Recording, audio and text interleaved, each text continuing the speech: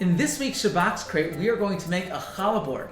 We have a Tara here today to help us, and we're going to start off with our materials.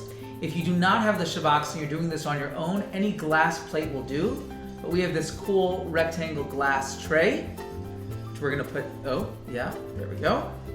And we have a bottle of Mod Podge. We have some letters that are cut out. Again, if you do not have the Shabbox, you can download a template to cut those out yourself. The links will be in the comments. And we have cut tissue paper and a brush. And now we're going to get started. You ready, Tara? Yes. Let's scooch over. First thing we're going to do is we're going to start with our glass board, and we're going to flip it upside down, just like that. Okay? Next thing we're going to do is we're going to take our letters. See our letters? And we're going to put them upside down. Why are we putting them upside down? Oh, that's such a good question. I'll show you. So we're going to put them backwards and upside down. And you'll see that when we flip them upside down like this, look at that, see? That's cool. It says Shabbos, Shabbat, the other way around. Then what are we going to do with those tissue papers? We're going to see. Let's do one thing at a time. So now we're going to put our letters down, and then our dots. Do you want to do the dots? I'll do the dots. Okay, so one goes in the middle of the base, and one goes on the shin. Okay, good. And on the base, excellent.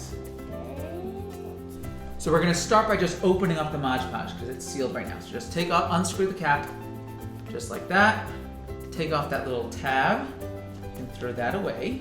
So now let's take the Mod Podge and we're going to squirt it all over your glass. Oh, that was a little bit too much, but that's okay because it'll dry.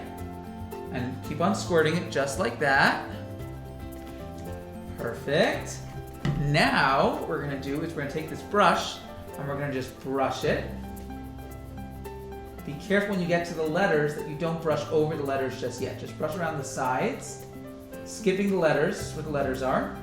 And now when you get to the letter part, then just very carefully dabble on top of it. Okay. Just like that, okay? Excellent, good job. Then, once it goes all over the glass, we're ready for our tissue paper. If your hands are wet and filled with glue, I would go and wash them and dry them first. Otherwise, the tissue paper is going to stick to your hands. And we don't want that to happen, right? Right. So are your hands full of glue? Nope. Okay, good. But if they are, you'll just wash them now before you take the tissue paper. Okay, so now we're done. Let's put the brush aside. Now it's time for the tissue paper. Okay, so we're going to take the tissue paper and just one piece at a time, layer them all over. You can start over the letters or anywhere you want. Can I just put a big pile? You could try that, but I would just do one at a time. Do one piece at a time.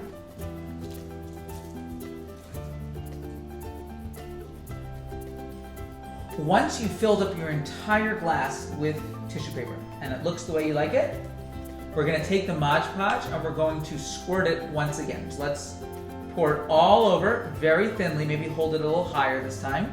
There you go, and just very thin, good, that's enough. And then take your brush and then very gently in one direction so that you don't pick up the paper, slowly and gently brush over the tissue paper. Excellent.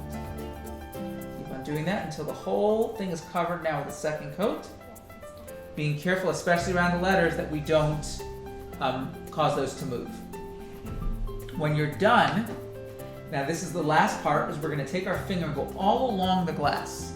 See that? Go all along the glass on all the different sides, and if anything's sticking out, just gently fold it over and then smooth it out. Just fold it and smooth it. Great job! And that's really it. So now all we have to do is wait for it to dry. I would give it a couple of hours, especially if you use as much Mod Podge as we did. We ended up leaving our challah board to dry overnight. Maybe that has something to do with the amount of Mod Podge we use, but you can tell that it's done when instead of being white, it is now clear. And once it is clear, your challah board is all ready to go, ready to be used for your challah on Shabbat. We hope to see you back here next week as we uncrate the next Shabbat's great. So I want to wish you a wonderful Shabbos, Shabbat Shalom, and I hope to see your creations really soon. Don't forget to use the hashtag Shabbots to share pictures of the experience with us. Thanks and have a wonderful week. This has been a JIY project of joy.